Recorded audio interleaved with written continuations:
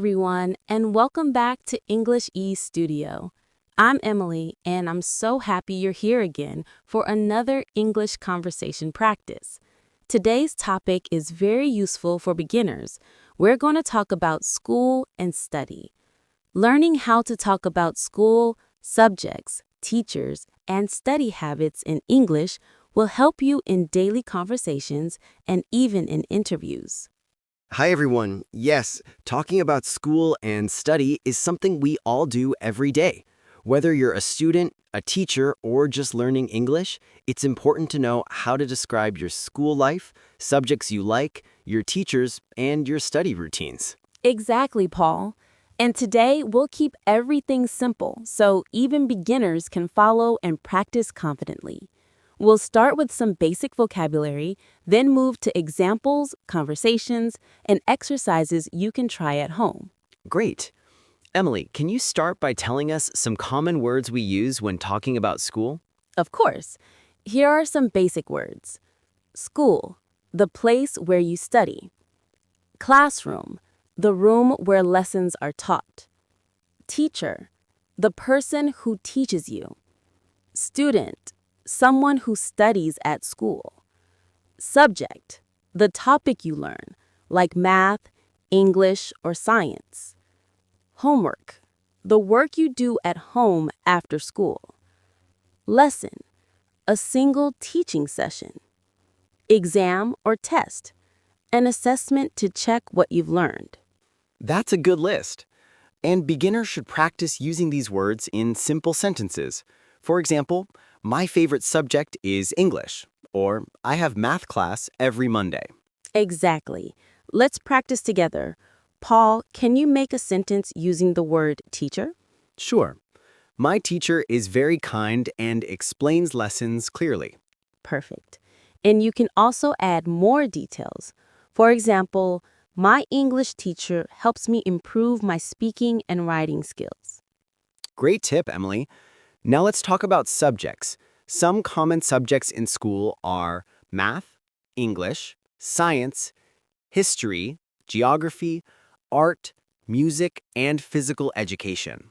Yes, and when you talk about your subjects in English, you can say, I like math because it is interesting, or I enjoy art because I love drawing and painting. That's simple and clear. And it's also good to talk about subjects you don't like. For example, I don't like history because it has many dates to remember. Right. Beginners should practice both positive and negative sentences. It helps you speak more naturally. Let's do a short conversation example.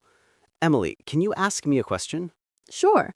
Paul, what is your favorite subject in school? My favorite subject is English because I like reading and writing stories. That's great. And what subject do you find difficult? I find math difficult because I don't understand formulas easily. Perfect. Notice how we can use simple words like favorite, like, and difficult to express opinions about school subjects. Exactly. And beginners can also talk about their school day routines. For example, I wake up at 7 a.m., eat breakfast, and go to school at 8 a.m. That's a good example. You can also describe your classes, like I have math first, then English, and science after lunch. And talking about teachers, my math teacher is very patient and explains problems slowly. Excellent. Now let's introduce study habits. Beginners should know words like read, to look at and understand words in a book, write, to make words on paper, listen, to pay attention to someone speaking, speak, to talk or practice speaking English, revise or review, to go over your lessons again, practice, to do exercises to improve skills.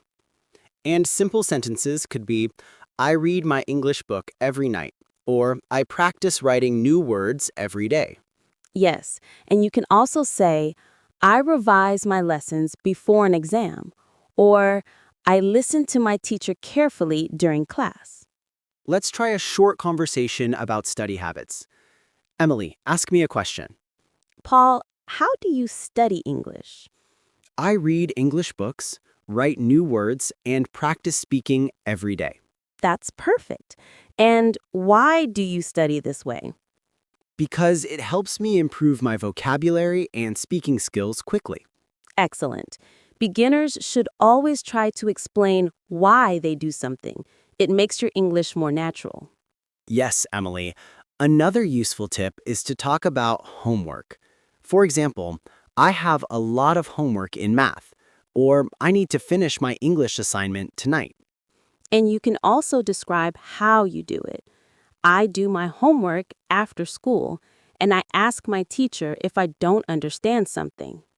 Let's do a full example conversation. Emily, what homework do you have today? I have science homework and an English reading assignment. How do you plan to do it? I will read the science chapter first, then answer the questions. After that, I'll read the English story and write a short summary. Perfect. That's clear, simple, and organized. Beginners can follow this method too. Exactly. Now let's talk about school events and activities.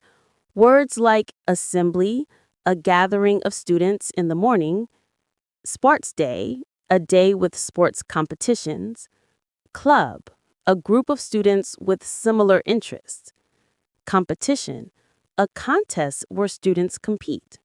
And sentences could be, I attend the school assembly every morning, or I like to participate in the art club. Great. And you can describe experiences.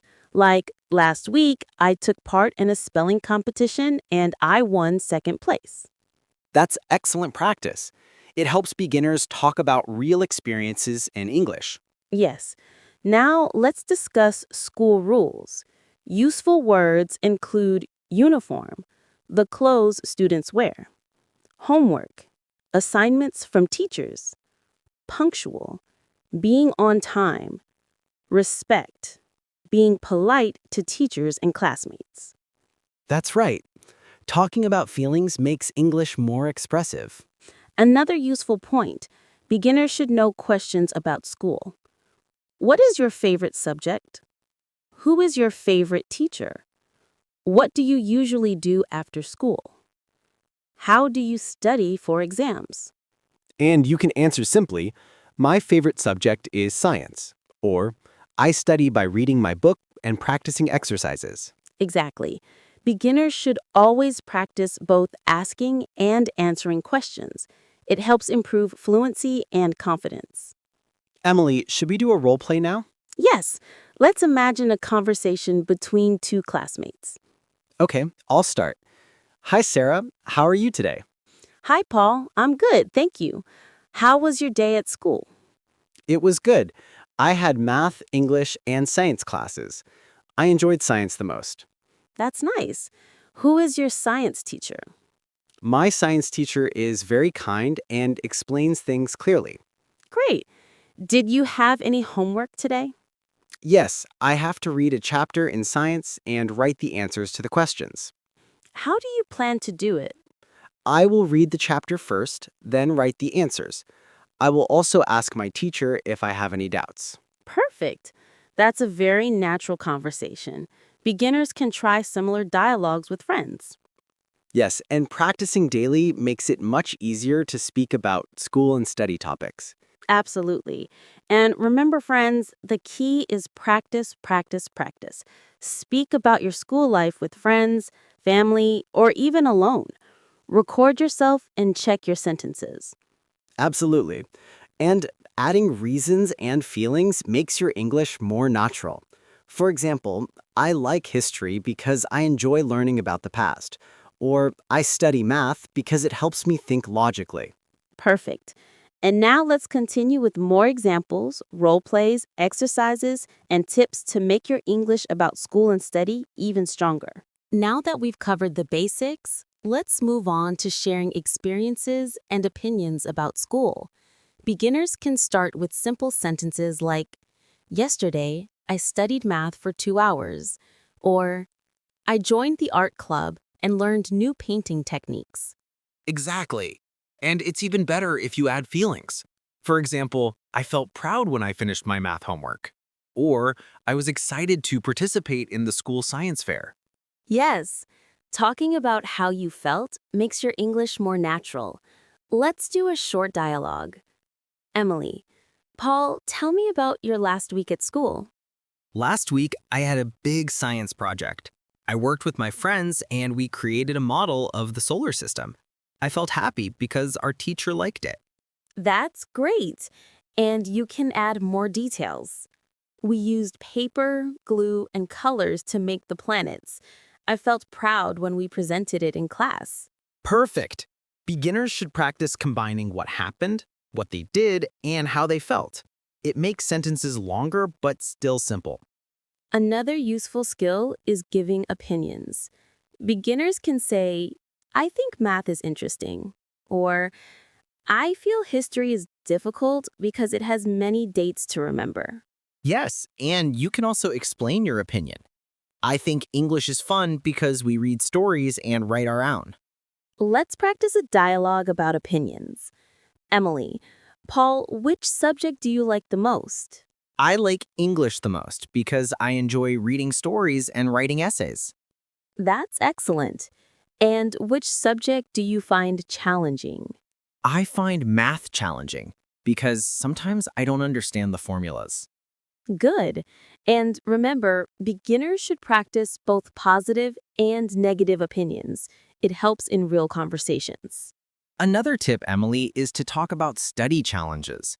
For example, I find it difficult to memorize new words, or I struggle with math problems sometimes. Absolutely. And then you can explain how you overcome challenges. I make flashcards to remember new words. Or I ask my teacher for extra help with math. That's perfect. Beginners can also describe their study habits and routines in more detail. For example, I wake up at 6:30 a.m. and review my notes for 30 minutes. After school, I do my homework and revise lessons for exams. I study English for 1 hour every day to improve my speaking. Excellent. And you can add time phrases to make sentences even clearer. In the morning, I read my science book. Or on weekends, I practice drawing and painting.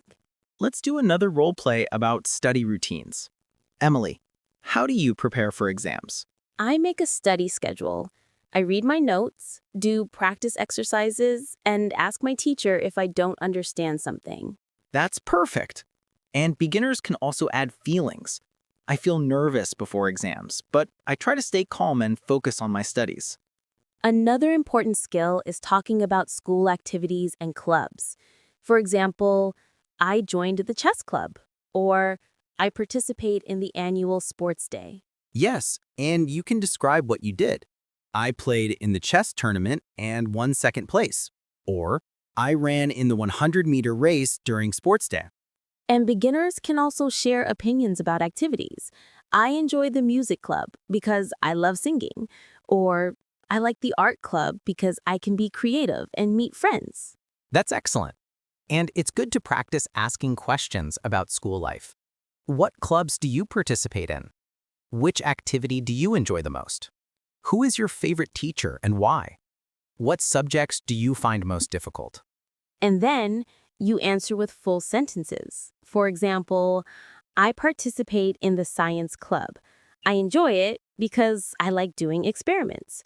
Or my favorite teacher is my English teacher because she is very kind and helpful. Another tip, Emily, is to connect sentences naturally using words like because, so that, and, but, or after. For example, I study math every day because it helps me solve problems.